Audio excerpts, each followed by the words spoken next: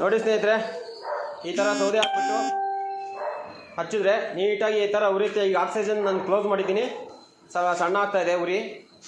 ಬೂದಿ ತೆಗೆಯೋದು ಎಲ್ಲಿ ಅಂತ ಕೇಳಿದರು ಎಷ್ಟೋ ಜನ. ಇದೇ ಪ್ಲೇಸಲ್ಲಿ ಬೂದಿ ತೆಗಿಬೋದು, ಎಲ್ಲ ಅಡುಗೆ ಎಲ್ಲ ಆದಮೇಲೆ. ಇಲ್ಲಿ ಆಕ್ಸಿಜನ್ ನಾನು ಕ್ಲೋಸ್ ಮಾಡಿದ್ದೀನಿ, ಇದೇ ಪ್ಲೇಸಲ್ಲಿ ಬೂದಿ ತೆಗಿಬೋದು.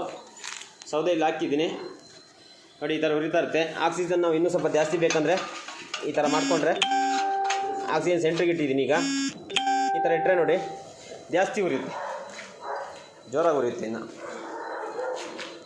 ತುಂಬ ಚೆನ್ನಾಗಿದೆ, ಬೇಕಾದವರು ಫೋನ್ ಮಾಡಿ. ಬೇಕಾದರೆ ಈ ಥರ ತೆಗಿಬೋದು, ಬೇಕಾದಾಗ ಹಾಕ್ಕೋಬೋದು. ಇಷ್ಟೇ ಫ್ರೆಂಡ್ಸ್. ನೋಡಿ, ಬೂದಿ ತೆಗೆದು ಹೆಂಗೆ ಅಂತ ಕೇಳಿದ್ರಲ್ಲ,